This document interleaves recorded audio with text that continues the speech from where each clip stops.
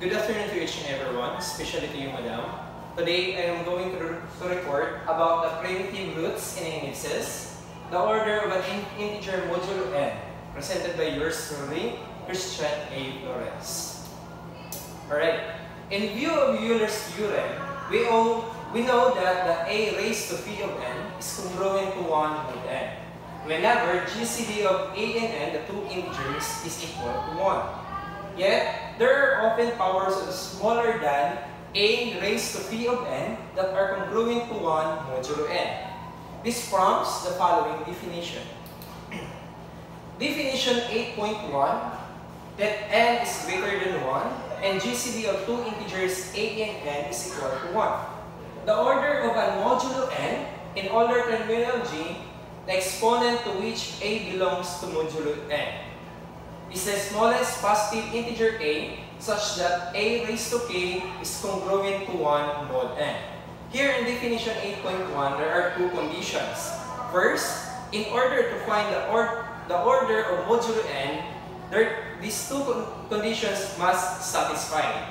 First, the GCD of e and n must be equal to 1. The second one, it must satisfy the a raised to k is congruent to 1 mod n.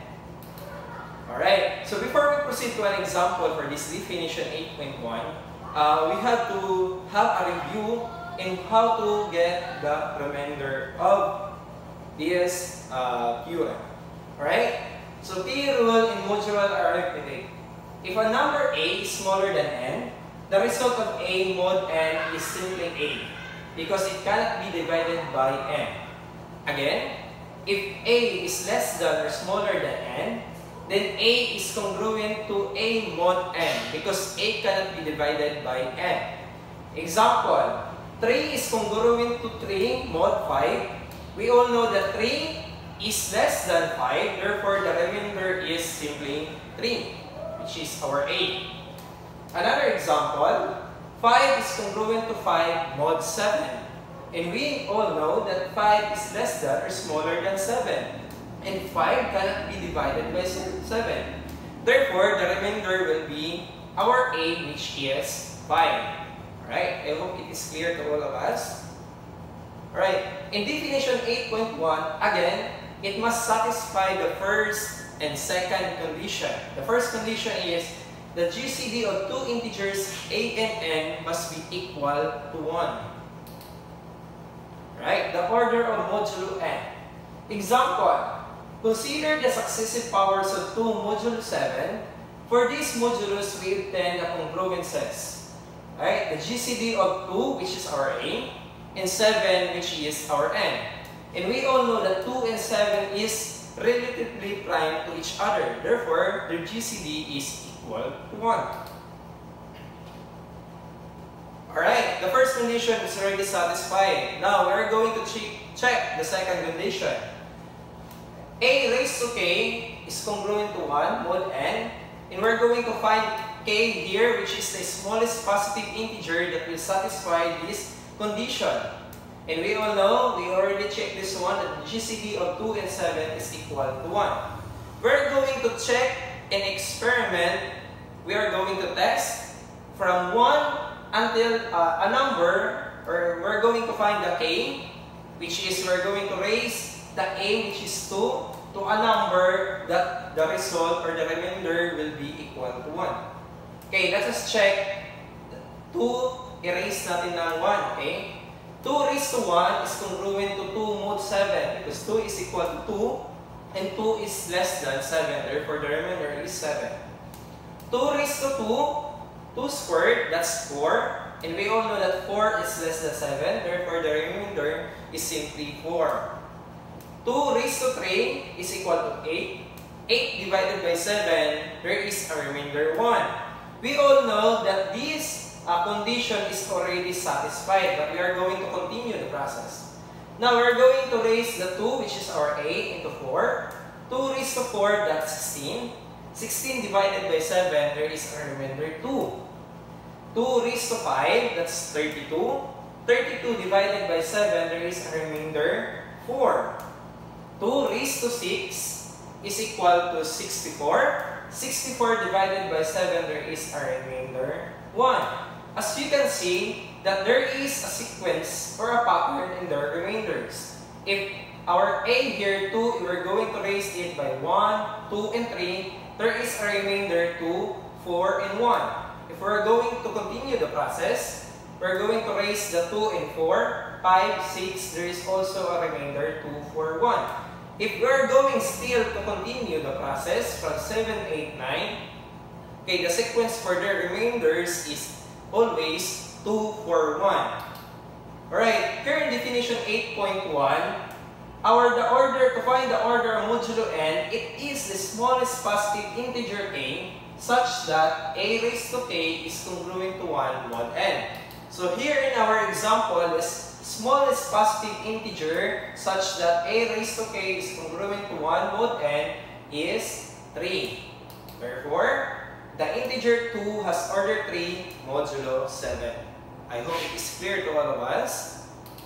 Now, another example. Find the order of 3 modulo 10. Okay, first we're going to check if the GCD of 3 and 10 is equal to 1. And we all know that the GCD of these two integers is equal to 1. What number or the smallest positive integer that we're going to raise in this 3 in order to find or to have a result of 1, which is the remainder of 10. Okay, let us check. 1. 3 raised to 1 is congruent 3 mod 10 because 3 is smaller than 10. 3 raised to 2 or 3 squared, that's 9. Alright, and we all know that 9 is smaller than 10, therefore the remainder is 10. 3 raised to 3, which is 27, is congruent to 7 mod 10 because 27 divided by 10, there is a remainder 7. And 3 raised to 4 is congruent to 1 mod 10. Alright. Therefore, the integer 3 has order 4 modulo 10. Now, let us proceed to theorem 8.1. Let the integer a have order k modulo n. Then a raised to h is congruent to 1 mod n if and only if k divides h. In particular, k divides phi of n. And what is phi of n again? It is the number of integers relatively prime to n. Alright, here is the proof. Suppose that we begin with k divide h, so that h is equal to j times k for some integer j. Because a raised to k is congruent to 1 mod n, theorem 4.2 yields that a raised to k raised to j is congruent to 1 raised to j mod n, or a raised to h is congruent to 1 mod n. Conversely, let h be any positive integer satisfying a raised to h is congruent to 1 mod n. By the division algorithm, the exist of q and r such that h is equal to q times k plus r, where r is greater than or equal to 0 but less than to k. Consequently, a raised to h is equal to a raised to q times k plus r is equal to a raised to k times raised to q a raised to r. By hypothesis, both a raised to h is congruent 1 mod n and a raised to k is congruent 1 mod n. The implication of which is that a raised to r is congruent 1 mod n because r is greater than or equal to 0 but less than k. We end up with r is equal to 0. Otherwise, the choice of k as the smallest positive integer such that a raised to k is congruent 1 mod n is contradictory. Hence, h is equal to q times k, and now k divides h. Here in theorem 8.1, expedites means to make something happen faster or to speed up a process. The computation when we attempt to find the order of an integer a modulo n, instead of considering all powers of a, the exponents can be restricted to the divisors of phi of n. Now, we are going to find the phi of n of an integer. And how are we going to find that? And we're going to find that for the next slide. Again, phi of n is the number of integers that is relatively prime to n. And we're going to find the divisors of the result. Then, we're going to use the divisors to raise it to a in order to find that will satisfy our second condition, a raised to k is congruent to 1 mod n. Ano kaya i-raise natin kay a in order to have a result of the remainder 1? Okay. So let us obtain by the way of illustration the order of 2 modulo 13. Because phi of 13 is equal to 12. I know you are wondering why it is 12. And we are going to discuss that in the next slide. The order of 2 must be one of the integers 1, 2, 3, 4, 6, and 12. Because the divisors of 12 is 1, 2, 3, 4, 6, and 12. Instead na isa-isahin natin i-raise from 1, 2, 3, 4, it takes time. That's why this theorem 8.1 expedites to make it faster the process. Alright? Now, let us check to 1. We're going to raise the 2, which is our a, into 1. 2 raised to 1 is equal to 2 divided by 13, and we all know that 2 is less than 13, therefore the remainder is 2. 2 squared, okay, that's 4, and 4 is less than 13, therefore the remainder is simply 4.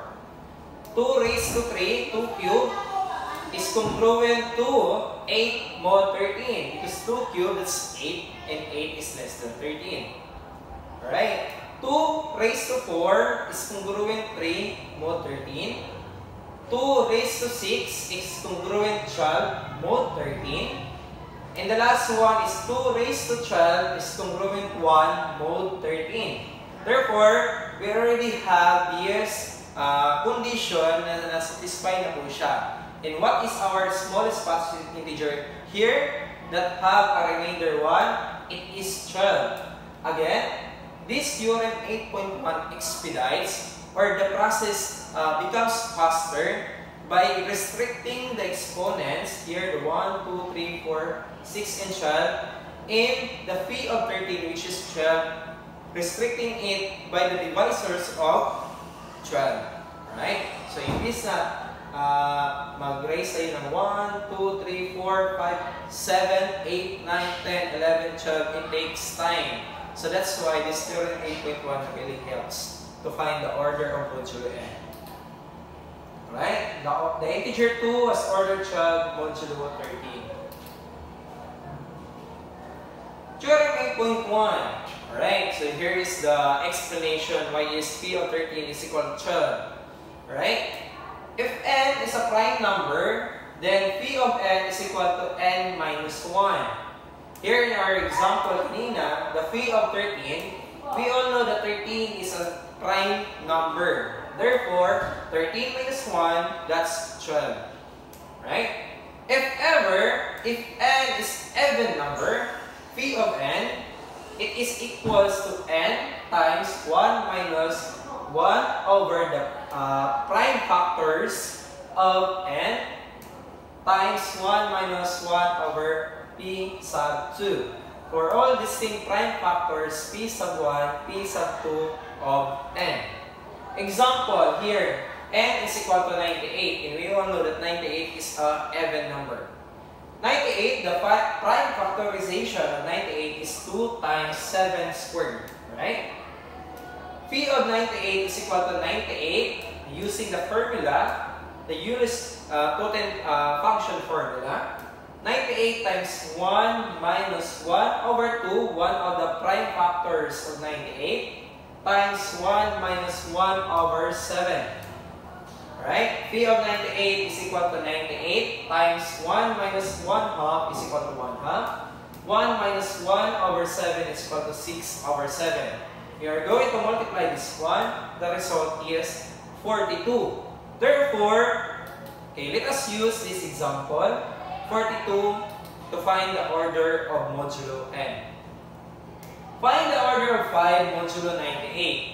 We're going to check every time we're going to find the order of modulo n. First, check if their GCD of these two integers is equal to 1. Okay, the GCD of 5 and 98 is equal to 1. We already checked that. I already checked that. Double check that. Okay, and we all know that based on the example in the last slide, the phi of 98 is equal to 42. What are the divisors of 42? Is 1, 2, 3, 4, 6, 7, 14, 21, and 42. We're going to use these divisors as exponents in order to find the order of modulo n. Now, first, we use the 1. 5 raised to 1 is congruent 5 mod 98. 5 squared is congruent to 25 mod 98. 5 cubed is congruent to 27 mod 98. 5 raised to 4 is congruent to 37 mod 98. 5 raised to 6 is congruent to 43 mod 98. 5 raised to 7 is congruent to 19 mod 98. And last but not the least is here in 14. 5 raised to 14 is congruent to 1 mod 98. Therefore, here the integer 5 has order 14 modulo 98. Alright? So by the use of the theorem 8.1, our process becomes faster. Okay? By restricting the exponents to the divisors of the phi of n. Alright, now let us proceed to theorem 8.2. I hope it is clear to all of us the theorem 8.1. If the integer a has order a modulo n, then a raised to I is congruent to a raised to j mod n if and only if I is congruent to j mod k, where I is greater than or equal to j. Here is the proof. First, suppose that a raised to I is congruent to a raised to j mod n, where I is greater than or equal to j. Because a is relatively prime to n, when we cancel a power of a to obtain a raised to I minus j is congruent to 1 mod n. According to the theorem 8.1, this last congruence holds only if k divides I minus j, which is just another way of saying that I is congruent to j mod k. K here is our smallest positive integer such that a raised to k is congruent to 1 mod n. Conversely, let I is congruent to j mod k, then we have I is equal to j plus q times k for some integer q. By the definition of k, a raised to k is congruent to 1 mod n, so that a raised to I is congruent to a raised to j plus q times k is congruent to a raised to j times a raised to k raised to q is congruent to a raised to j mod n. Alright, here is the example for this theorem 8.2. Find the order of 3 modulo 7. A here is 3 and our n here is 7. We all know that 7 is a prime number. So what is the formula in getting the phi of n? If it is a prime number, it is n minus 1. Therefore, 7 minus 1 is equal to 6. What are the divisors of 6? It is only 1, 2, 3, and 6. We're going to use the theorem 8.1 to make it faster. Let us raise 3 to 1. One of the divisors of 6. 3 raised to 1 is congruent to 3 mod 7. 3 squared is congruent to 2 mod 7. 3 cubed is congruent to 6 mod 7. 3 raised to 6 is congruent to 1 mod 7. Therefore, for this example, the integer 3 has order 6 modulo 7. Okay.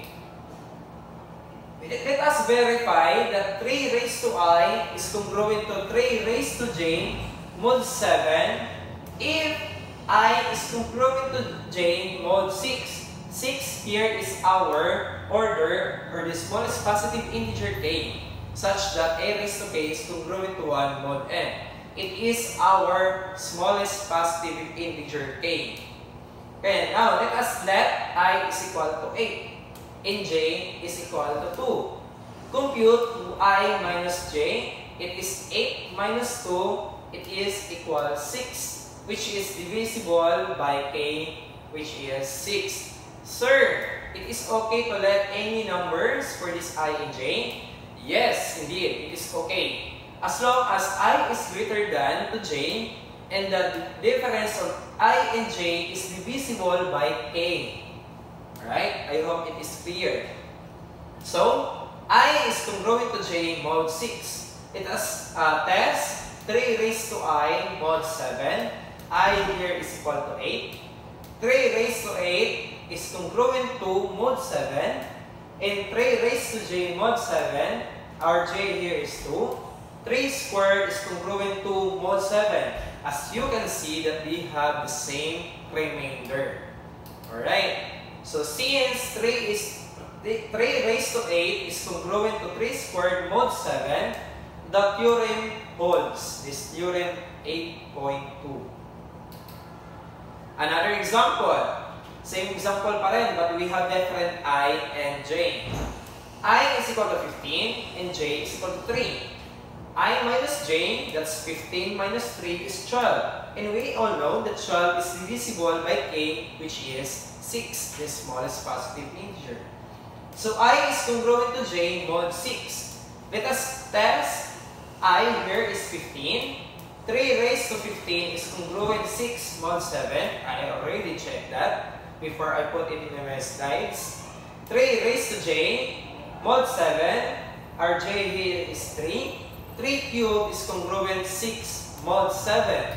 Therefore, since 3 raised to 15 is congruent to 3 cubed mod 7, this theorem 8.2 holds. Corollary. If a has order k modulo n, then the integers a squared, ellipsis, then a raised to k are incongruent modulo n. Here is the example. 2 raised to 1 is congruent to mod 7. 2 squared is congruent to 4 mod 7. And 2 cubed is congruent to 1 mod 7. Here, the integer 2 was an order of 3 modulo 7. The numbers 2, 4, 8. 2 raised to 1 is 2. 2 squared, that's 4. 2 cubed, that's 8. Have different remainders when divided by 7. Their remainders are 2, 4, 1.